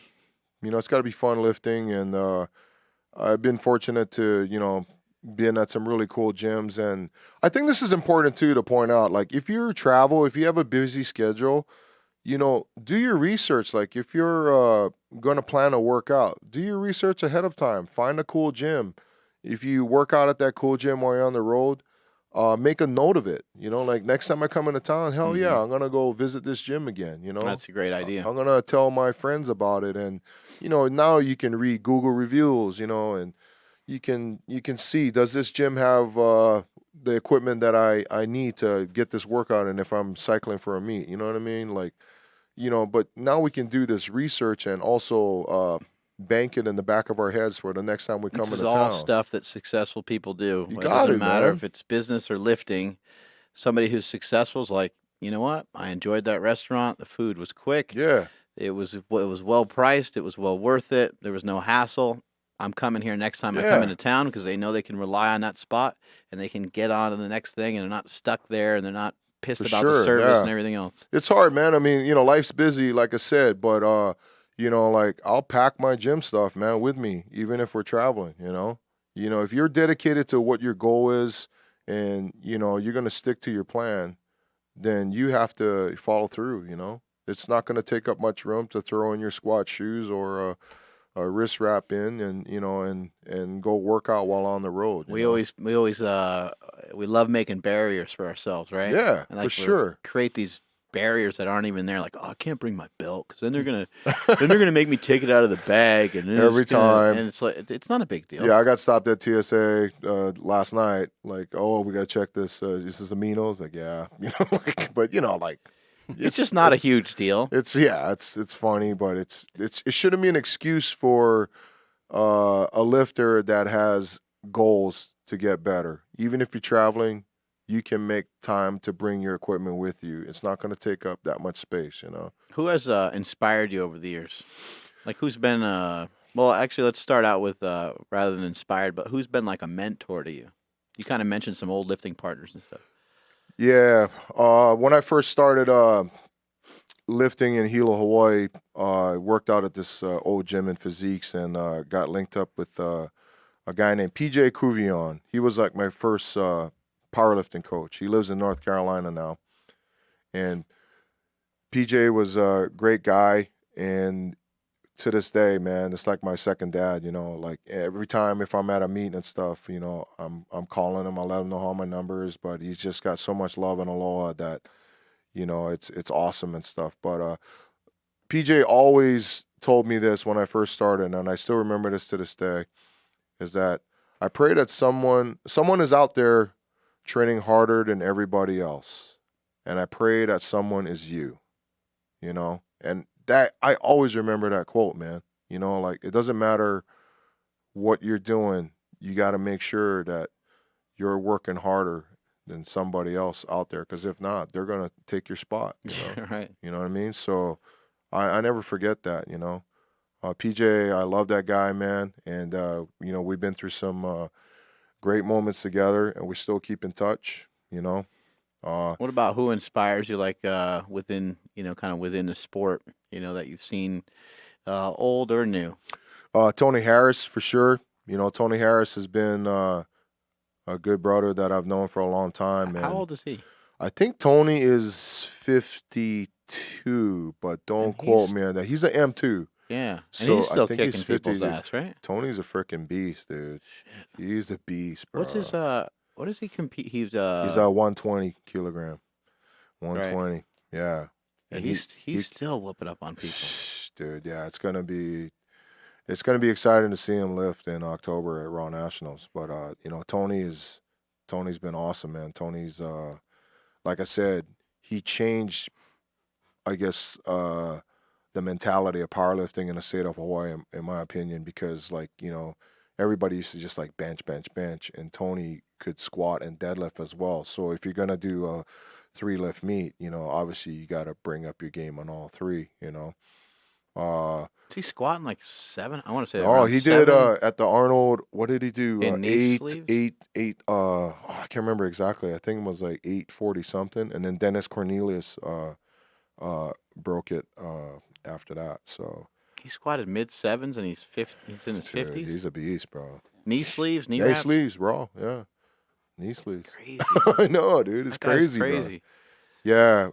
Some of those USAPL numbers are really just it's mind-boggling, you know, because it's very competitive. For sure. You know, it's very competitive, and even like on the state level, the numbers are just and everyone's just getting stronger. Yeah. I mean, the females in powerlifting, we talk about it all the time here on the podcast. Yeah, like Jen Thompson's bench. Oh my God, dude.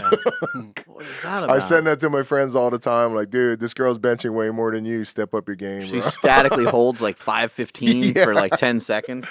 Oh, man. You're like, oh my God. Yeah. Old Haugen was a big influence too. You know, like I said, Old got me into strongman. But I think Old is phenomenal at his age even too. That guy's got the grip of death. You know, Yeah, like, he's in his 60s probably, it's right? crazy. Yeah, it's phenomenal. He actually has the same birthday as my daughter Kaea. So, but yeah, it's crazy. You know, I love man. I just remember, like, you know, back in the day, just seeing guys like Lamar Gant, you know, lift, Dan Austin back in the day, you know, just as I went to the IPF Classic Raw Worlds in Calgary and Alberta, and I remember sitting down having a beer with Tony Harris and Bo Moore, and he was talking about what's his name? I'm just blanking out. Tony Conyers. Remember Tony Conyers? Yeah. Bowmore said that's probably one of the freaking strongest dudes, pound for pound, that he ever has known. Like, he would just, you know, work as a truck driver, you know, busting his ass, driving truck, you know, and then come to the gym, have a couple Michelobes, and then just warm up with 315 on the bench press. Wow. You know? Doesn't make any sense. Yeah, you know, like, there's not too many guys that can do that, you know. It's funny, man. We had a good conversation about that. It was pretty cool. What about outside of powerlifting? Outside of powerlifting. Just outside of lifting, period. Oh man, I think you know. Oof. What about one of the bigger Hawaiians? The bigger Hawaiians. Let me see. What about The Rock? Oh, The Rock? Yeah, man. Hey, I got a cool story about kind of related to The Rock. You know, when I was a kid, because you wrestle, right? Yep. I used to go to a lot of wrestling events in Honolulu that The Rock's grandma and grandpa had put on, man. High Chief Peter Maivia. Right. I remember that when I was a kid, awesome. man. Yeah. That's so cool. Yeah, like, I mean, Nick Bockwinkel was there. Yeah. Ricky Martel was there. That's great. Yeah, I still remember that to this day when I was a kid. They would be at either the Block Arena on Pearl Harbor base or sometimes at Blaisdell, man. Was The Rock's dad there sometimes? Sometimes too, yeah. I remember cool. when I was a kid, man. Yeah, wrestling was big in Hawaii when I was a kid, Yeah, man. I bet. Yeah, and you know, all those guys, like the Fabulous Moolah, she was there. Yeah, it was cool, bro. So it's, you know, that kind of stuff was a big deal growing up in Hawaii, man. I loved it back in the day when Stone Cold and The Rock were going at it. Yeah. Those are some good times for the WWE. Man, that and like I remember like I used to have the freaking NWA like War Games VHS tapes. You know, that was like good stuff, bro. The Four Horsemen, and that was crazy stuff, man. It's You'd make a good wrestler. I could picture you coming up. I could picture you coming off the top rope. Oh, everybody always says like I should dress up as Odd Job for Halloween and just throw the hat at you. Right. What about Rikishi? Rikishi, yeah. No, I don't want to get that big though, man. But yeah, those are good times, man. There just was the bottoms, that's all. Oh, no. No, man, I don't know. I don't think I could get that far, man. But yeah, wrestling back in the day when I was a kid, all the time, man. Yeah, I you know, Jimmy Snuka and oh man, that was good stuff, man. That was some. I used to go to school at Waihole Elementary, and in a town called Waikane, just next over, there was a really famous Hawaii wrestler called Tor Kamaka, and his kid would ride the bus. You know, we'd always stop at this bus stop, and his son would go, and we would always just be, oh, dude, that's Tor Kamaka. You know, and then this guy's like, he's got like scar canyons running on his forehead because he would always like be biting people's heads and stuff. You know, I remember when I was a kid, I loved watching wrestling, and Hulk Hogan and Ultimate Warrior wrestled each other in WrestleMania. And the Ultimate Warrior ended up winning, and my friend was a huge Hulk Hogan fan, and I was a huge Warrior fan. And when I went to school the next day, it is, yes. Oh yeah, oh my God, Tor Kamaka right there. That's amazing. That's awesome. When I went to school the next day, my friend didn't show up because he knew I was gonna like rub it in his face. Yeah, nice. And I saw him like the next day, and I was like, "You couldn't handle going to school because Ultimate Warrior won." Man, he's like, "You're damn right, man." He's like, "I'm devastated." He's like, "Hulkster never loses." Remember Nicky Bockwinkel? He used to like wear his trunks like way up high, like past his belly button and stuff. Like, oh my God. Yeah, those guys just tuck their fat in their shorts. High waisted. Yeah, there was another guy called the Missing Link that I remember. Yeah, he pulled his hair out. And stuff. Yeah, the Missing Link. That was all good stuff, man. Yeah, the Missing Link was like green. Yes. Right? Yeah. Green. Yeah, and then man, one time in Hilo, you know, this is a big deal for wrestling to come to Hilo. And then my Missing parents Link had Mr. Fuji with him. Mr. Fuji. And he'd throw the salt in your eyes. Exactly. Here's some rock salt. Yeah. It wasn't like granulated salt. It was like rock salt. Yeah. Yeah, he threw salt in your eyes.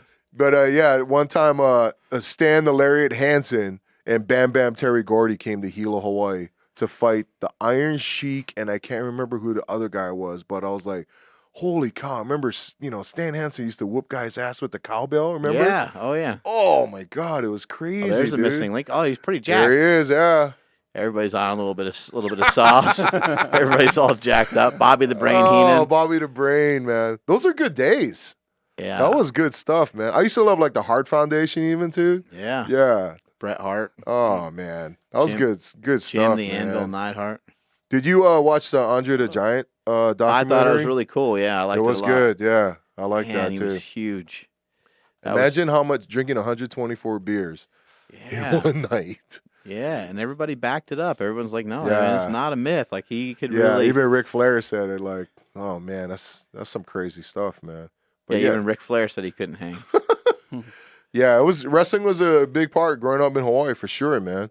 I remember my parents bought me a brand new queen mattress, and I took my younger brother Chia. I used to like freaking suplex him on the mattress. Yeah. And not even like 1 month though, the brand new mattress is like all divoted out because they've been like I was doing like the DDT on them and stuff.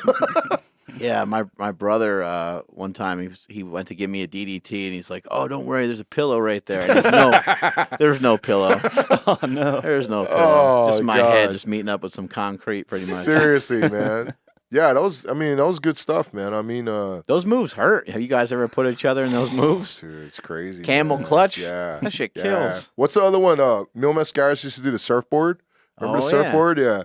I used to do that to my brother too. You grab his arms and put your shoulder in the back. Yeah. Your foot in his shoulder. Yeah. Yeah, the Boston crab, the camel clutch. Oh my God. And abdominal stretch. Abdominal stretch, yeah. And then you give him the oblique shot at the same time. Yeah. And then Sting had the scorpion. It's really important to have a finishing move that's like easy to like do. You know, like the stunner, the Stone Cold Stunner is like an easy one to perform. The rock bottom's pretty easy. What is the cheesiest wrestling finishing move name that you can think of?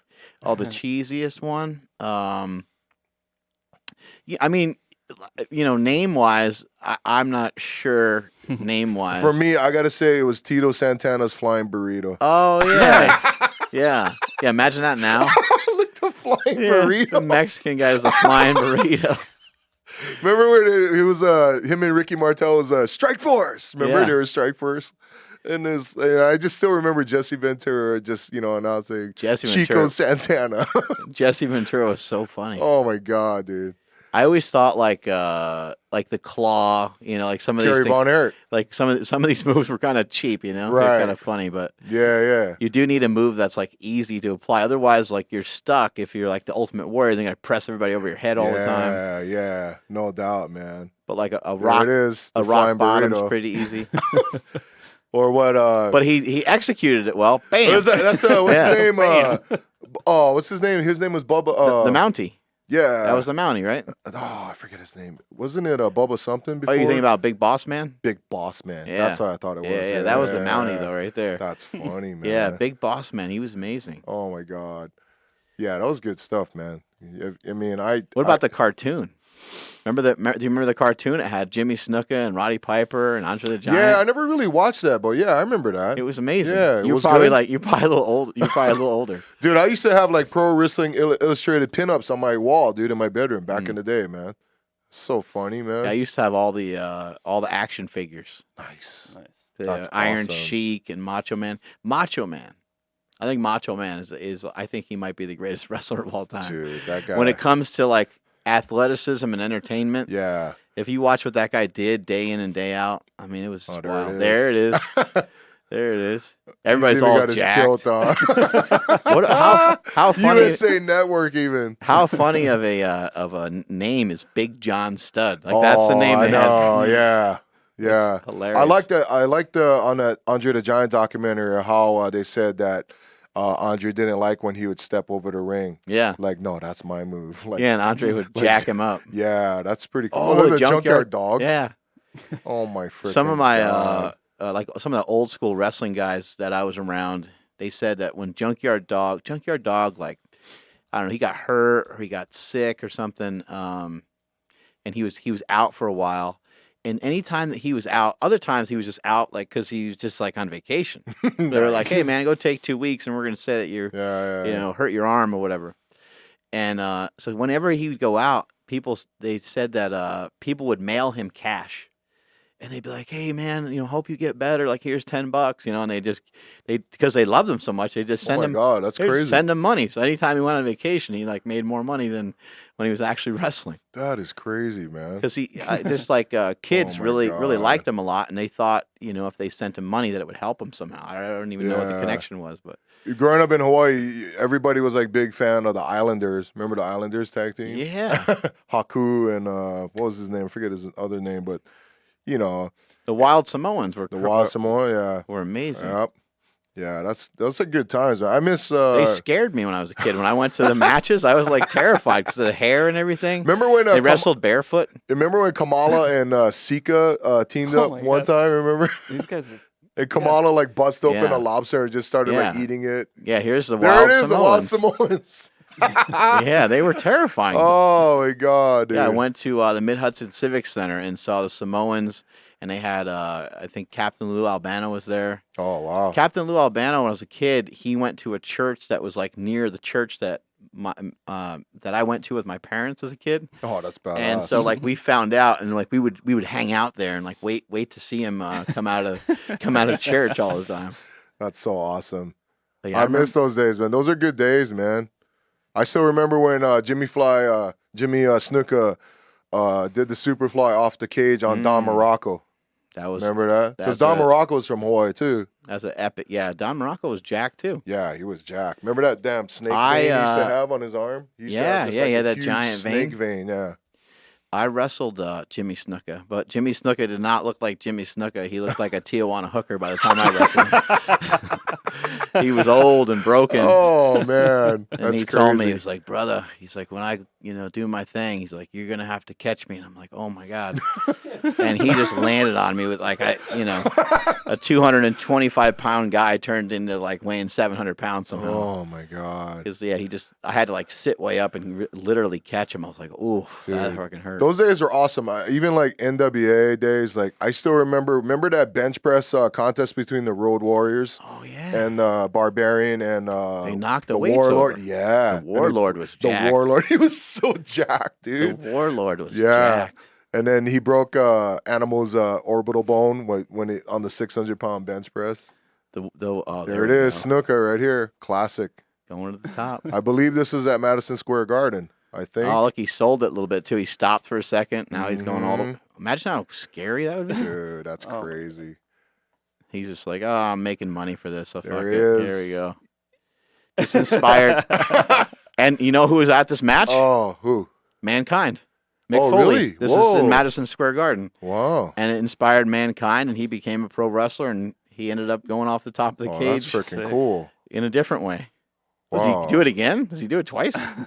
Oh, he's covered all in blood. Blooded out, man. Yeah. Man, that was the honky tonk man. Oh my God. The honky tonk man. The honky tonk man was great. He's the greatest intercontinental champion of all time. Remember he said it all the time. Oh my God.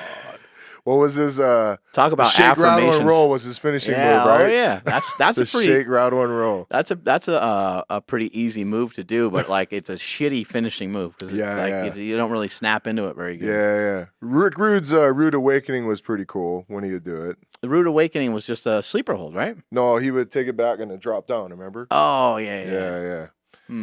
Oh man, that's good times, man. Dude, we gotta work on some of these moves. Seriously, we could try them out on Smokey. Yeah, man. My finishing move was the stink bomb. Nice. Yeah, the stink bomb. Oh, there it is. The Rude Awakening. Yeah. Yes. Rick Rude was jacked. His son wrestles now. Oh, really? Yeah.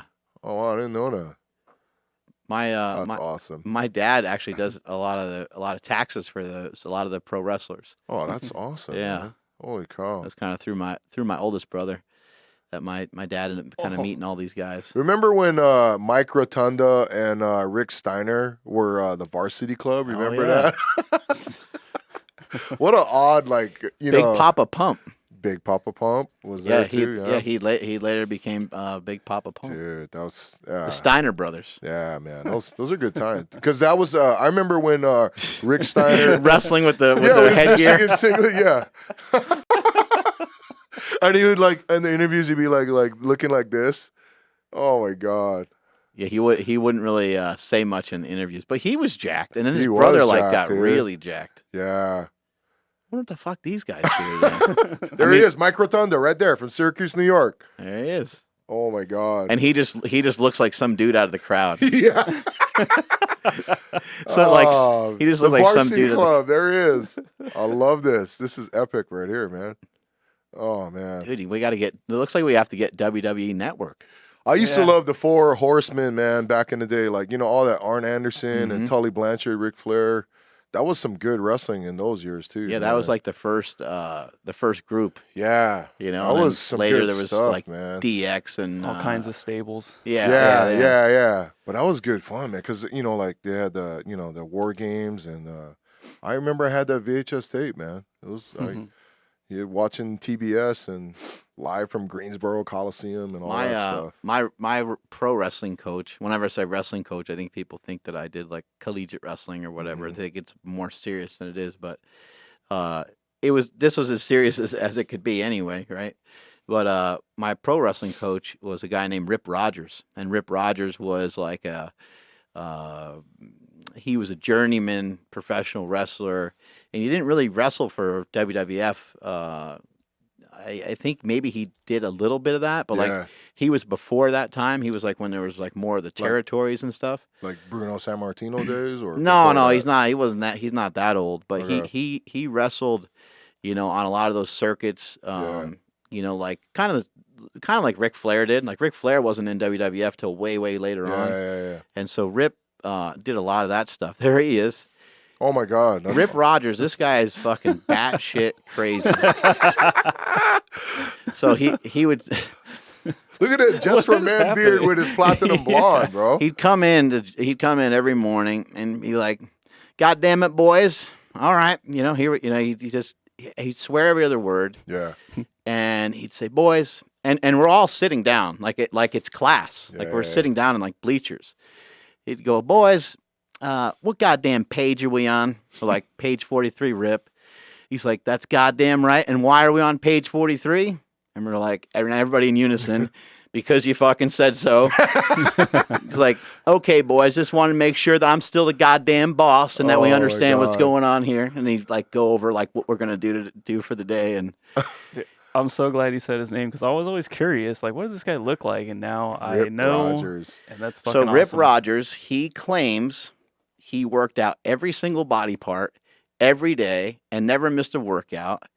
And that when he would do curls, he would just, every time he did curls, he would like run the rack, so he would do, he would do the 5s, right? And then he'd go all the way up to the 50s and he'd go all the way back down. And I was like, okay, well, what, I just start with the 5s. When people start talking crazy, like I'm the guy for that. I love listening to that. Yeah. And I'm like, all right, well, what'd you do for chest? He's like, same goddamn thing. He's like, work for biceps, gonna work for my chest too. Holy shit. I was like, dude, you'd be in the gym for like 7 hours, every body part. That's like before rhabdo. He's like, calves, hamstrings, oh my God, quads. He's like, the tibialis. He's like, I left no stone unturned, goddamn it. I'm like, what the? He's like doing dorsiflexion. Yeah. He asked me one time, he's like, hey, he's like, Smelly, he's like, we got this break coming up. He's like, what are you going to do? I was like, I'm super excited, man. And just had a baby. I'm like, I'm going to hang out with my son, Jake, and kick it with my wife and have a good time. He goes, God damn it, Smelly. He's like, you got it all wrong. He's like, this is a wrestling business, son. He's like, this is what you're going to do. He goes, you're going to go to the goddamn gym. You're going to eat. You're going to go back to the goddamn gym, train some more because it's your job. He goes, and you're going to tan. He goes, and then you're going to hit the titty bar. And he goes, next day, he goes, you're going to goddamn repeat. Weights before dates. Yeah, right. And he was always, oh my God. He's kind of where like the jacked and tan stuff came from because he talked about, his whole thing was being ripped, tan, and vascular. Oh my God. Where's he from originally? Kentucky. Okay. Boys got to be ripped. You got to be tan, and he would go over this like it was a class every day. The principles of life. Yeah, you got to be ripped, you got to be tan, and you got to be vascular. Dude, like look at those the hairstyles back in those days. Like remember even like beautiful Bobby Eaton. Yeah, I know he looks like that kind of. Greg Valentine. They all had that blonde hair like flowing, man. It's crazy. And so Rip, I asked him about like barbell movements. I was like, what about like do you use a bar like? You just use dumbbells. I'm like, that's kind of a weak workout, dude. Like I was trying to make fun of him. Yeah. He goes, Smelly. He's like, I blew out my goddamn ass. And I was like, you blew out your ass? I was like, I've blown mine out before. And he's like, no. He's like, I blew it out. And he's like, I have packing in right now. And he would take toilet paper and he'd shove toilet paper up his ass every day. Oh my God. And I thought it was a myth until like I saw leaking? it fall out one day. No. I don't know. I didn't want to know anymore once he's told me that. And I was just like, this guy is so crazy that it might just look at that. Be the pride true. of Huntsville, Alabama, right there. Beautiful Bobby Eaton. Bobby Eaton. The Midnight Express. Remember, he used to have those epic battles with the Rock and Roll Express. Yeah. And now Michael Hayes is like he's a WWE like scout. Oh and wow. Like he's like a behind the scenes guy. He helps set up all the matches and stuff. That's badass, man. But Rip was funny because he was actually a really good coach. Yeah. He would coach you through everything. Mm-hmm. And there was one incident one day in the locker room where one of the guys went to go from one part of the locker room into the other, and he reached his hand out and he like stubbed his finger on the door. And this guy he sprained his finger. Oh, sure. Which sucks because then a lot of these guys where I was wrestling in Louisville, Kentucky, it was a development territory for WWE, and a lot of these guys were trying to get on TV and trying to end up sealing a bigger deal with WWE, even though most of them were under contract already. And so this guy jacks up his finger. So Rip takes everybody. He sits everybody down. He's like, boys. He's like, some of y'all don't know how to open up a goddamn door. He's like, here's how you do it. He goes, you put your hand underneath like this with the thumb out, palms up. He goes, nice and easy, in a nice, gentle way. He goes, that way we can all make some goddamn money around here instead of having a busted finger. But he was ridiculous that way. He did that with everybody. And anybody that's in wrestling today, like you see like John Cena and some of these guys on television today, they were all like, a lot of them went through, a lot of Rip's training, and a lot of them hate him, because he was just such a lunatic and such a hard ass. But oh my God, it was a lot of fun, man, because he always had stories every single time. That's hilarious. I remember because with the Tennessee circuit, with Jerry the King Lawler was out of Memphis, right? It was Memphis wrestling and stuff, and then I remember when Jake Roberts DDT'd Ricky Steamboat, man. On the table, and they went on the Ricky floor. Steamboat. Yeah. He was amazing. Yeah. The Dragon. Jake the Snake. Yep. You ever see the Jake the Snake documentary? I didn't know. Oh, you need Is to. It good, really? It's really good. Oh, okay. Yeah, it's on Netflix. My brother was actually part of it. My brother helped. What did he help with? Produce it, I guess. Executive produce it, I guess nice. you'd say. Yeah. Oh, I got to check that out, man. Yeah, it's really cool. It's dark. It's really dark. But Jake the Snake was the man. He was, man. From Stone Mountain, Georgia. He had a really cool way about him where he, a lot of the wrestlers get real loud and animated, and he was the opposite. He would kind of take it way down. He would talk real slow. Yeah. And then it kind of got everybody to listen to what he was about to say. That's awesome, man. But yeah, he was awesome. The DDT, it just meant that it was over. Yeah, pretty much. Yeah. Just meant then he'll get Damien and lay Damien on the body. Remember? Yeah, and then Ricky the Dragon Steamboat would bring out the giant Komodo dragon. Yes, it started getting crazy. Started turning into a zoo. That's good stuff, man. I was at the Mid-Hudson Civic Center in Poughkeepsie, New York. My dad took me to my first wrestling match, and Hillbilly Jim came out of the crowd. That's awesome. Obviously, that's old school WWF right there, man. Hillbilly Jim. Yeah. Oh my God, I haven't heard that name in a long time. Obviously, it was set up, right? But one wrestler started, jabbing at another one, and they were going back and forth, and this guy was just beating the crap out of the guy after he already lost. I can't even remember what wrestler it was. Yeah. And then this big old guy, wearing overalls and a funky straw hat, stands up, and he's big. He's 6'6", and he starts yelling at the other wrestler, and they start going back and forth. And Hillbilly Jim hops the gate and gets in there and starts whooping up on the guy, and the crowd went bananas. That's awesome, man. Yeah, that's really cool stories, man. I like that.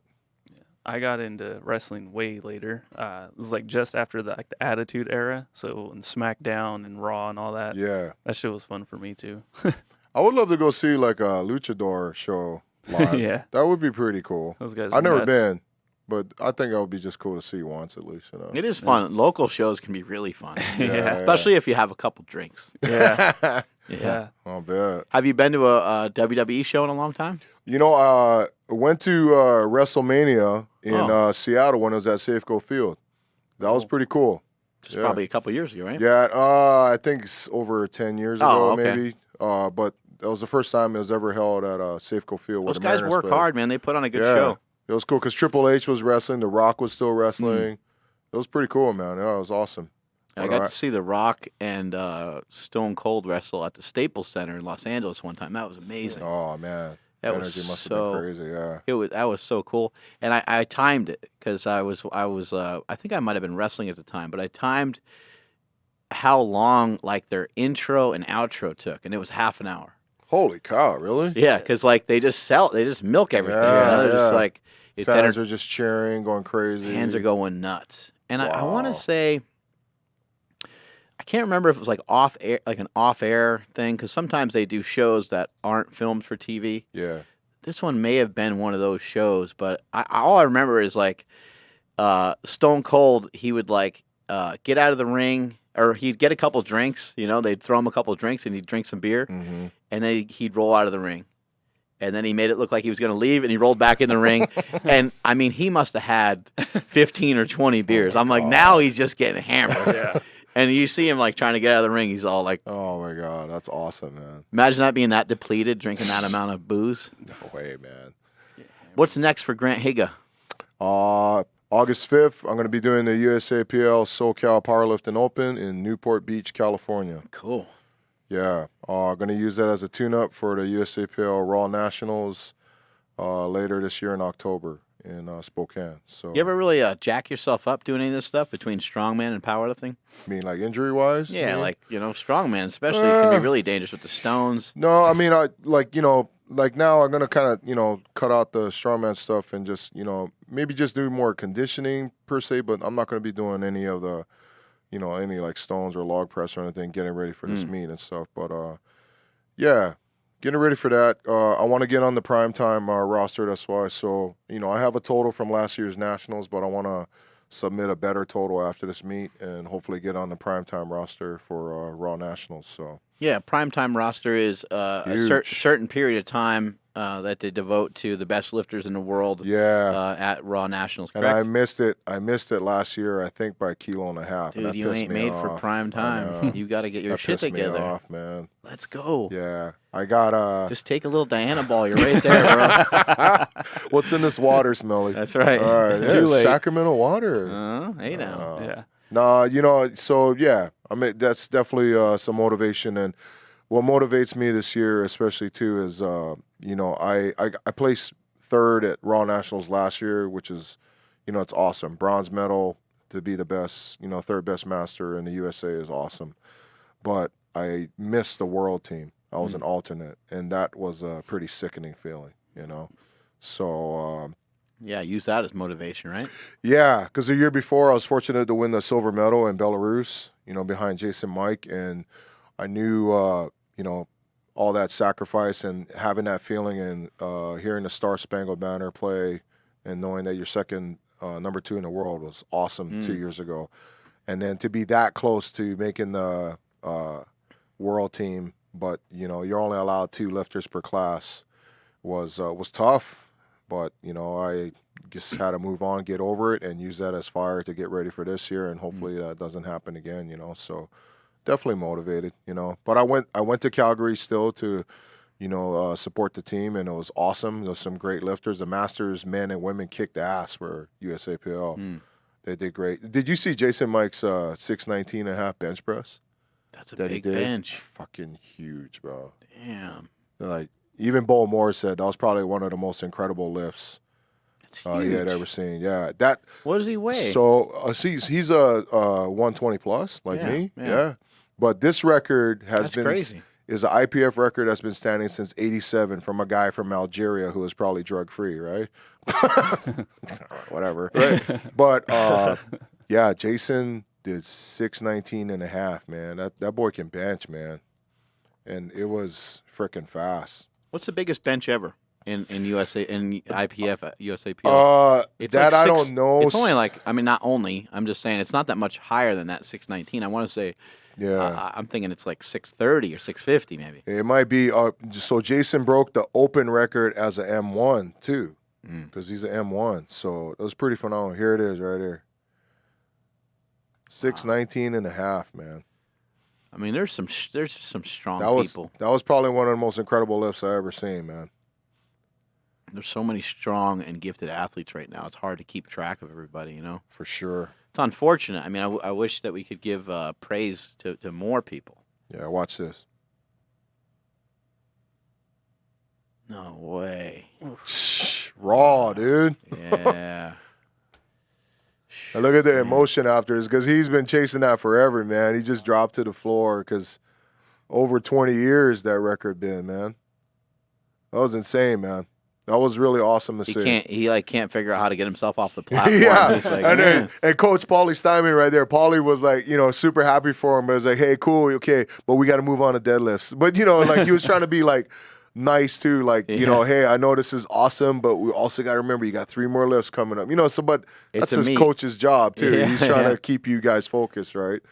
But that was awesome.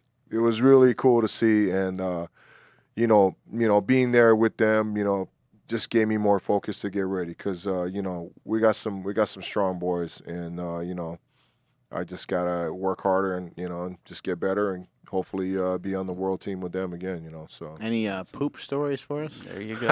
Here we go. So I got a question. I guess this is more of like a poll, but like when you go to a public bathroom, like do you like those freaking toilet paper dispensers that like just spin out normally, or the big one that's like freaking right above your thigh? I hate that one, dude.